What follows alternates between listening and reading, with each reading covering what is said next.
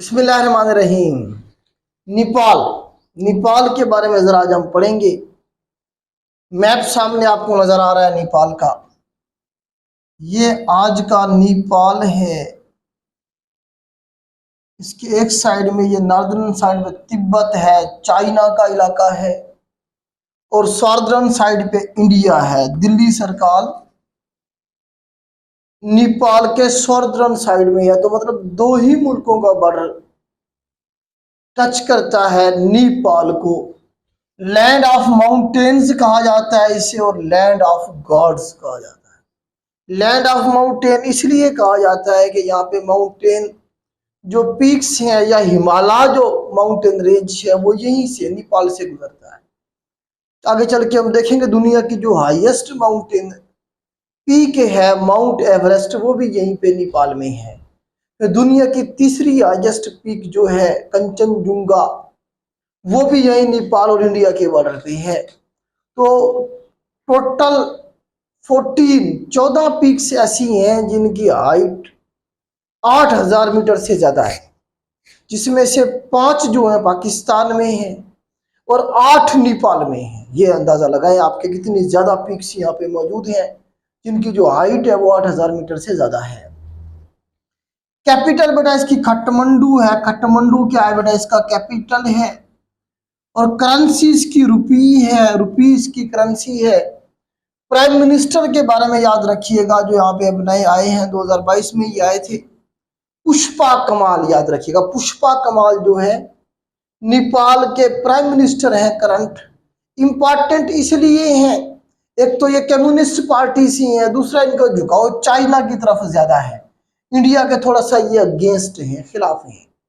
इसीलिए इंडिया को अब तशवीश है नेपाल के हवाले से, क्योंकि नेपाल एक तो लैंड लॉक्ड कंट्री है। यहाँ पे नेपाल भूटान दो साउथ एशिया में ये वाले 2 कंट्रीज, और अफगानिस्तान भी वैसे लैंड लॉक्ड ही है। लेकिन यहाँ पे देखें ये 2 मुल्क दोनों लैंड लॉक्ड है। लैंड लॉक्ड ऐसा कंट्री होता है जिसे समंदर नहीं लगता, तो इन्हें तिजारत करने के लिए इंडिया से गुजर के समंदर तक जाना पड़ता है। तो इनकी जितनी भी तिजारत है, मतलब इनकी कोई बंदरगाह नहीं है, तो ये जब बंदरगाह तक पहुंचेगा तो इंडिया के मोहताज हैं ये। इसीलिए इंडिया जैसे इन्हें कहता था ये वैसे ही करते थे। लेकिन अब चाइना इधर आ रहा है, चाइना का इन्फ्लुएंस बढ़ता जा रहा है यहाँ पे, और इंडिया से नेपाल दूर होता जा रहा है।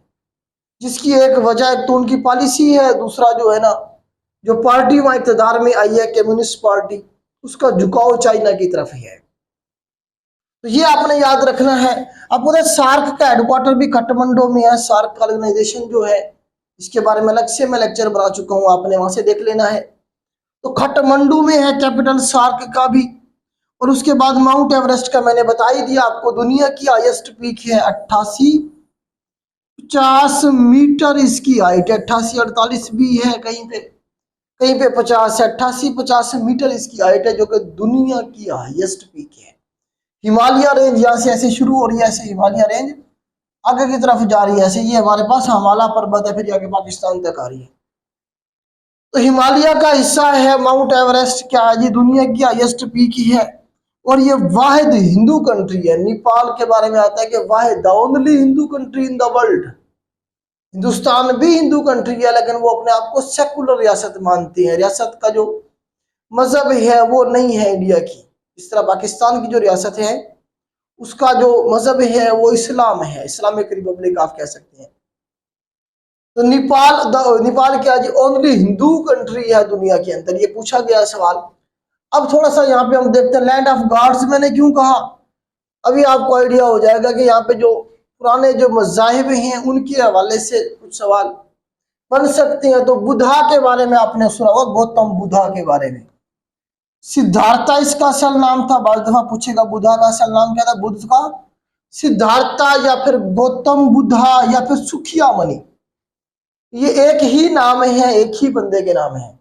तो इनकी पैदाइश भी नेपाल में हुई थी, तो नेपाल से इनका ताल्लुक था। 563 बीसी में बताया जाता है इनकी पैदाइश हुई थी, और ये बुद्धिज्म के फाउंडर हैं। ये वही दौर था जिसमें बुद्धिज्म, जैनिज्म, ये दोनों मज़ाहिब तकरीबन पैरेलल एक ही दौर में वजूद में आए। तो बुद्धिज्म में आपको पता है कि खुदा का कोई क्लियर जो है ना उसके अंदर मतलब है कि कंसेप्ट मौजूद नहीं है। इसमें बुद्धिज्म के मुताबिक सवाल ये बनता है कि बुद्धिज्म के मुताबिक दुनिया जो है ना क्या है जी, सफरिंग से भरी पड़ी है, दुखों से भरी पड़ी है। और ये जो दुख है, जो सफरिंग है, ये इंसान को उनकी जो अनलिमिटेड ख्वाहिशात हैं उसकी वजह से है। अगर इंसान उन ख्वाहिशात पे कंट्रोल कर ले तो इसमें एक कंसेप्ट यूज किया गया निर्वाण का, कि इंसान निर्वाण हासिल कर सकता है। तो निर्वाण हासिल करने का मतलब ये है कि वो अपना कामयाब हो जाएगा, वो दुखों से उसे निजात मिल जाएगी अगर वो अपने ख्वाहिशात पे कंट्रोल करे। तो बुद्धिज्म का जो मजहब है ये आपको साउथ एशिया में, साउथ ईस्ट एशिया में बहुत सारे मुल्क है जिनमें ये फैला हुआ है। तो ये थोड़ा सा मैंने आपको इसके बारे में बताया। नेपाल और इंडिया का जो डिस्प्यूट है इसके हवाले से जो है ना जी, कुछ सवाल बन सकते हैं करंट अफेयर के। देखें ये मैप मैंने आपको दिखाया है, देखें ये वाला, ये सारा नेपाल ऐसे नीचे की तरफ जा रहा है नेपाल।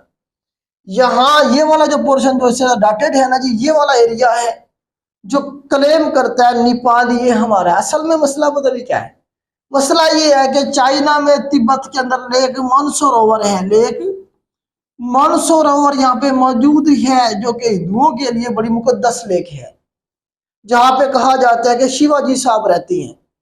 तो हर एक हिंदू अपनी पूरी जिंदगी में एक बार जरूर उस लेक पे जाता है और गुसल करता है, नहाता है। वो ये समझता है कि मेरे गुनाह जो है वो धुल गए हैं।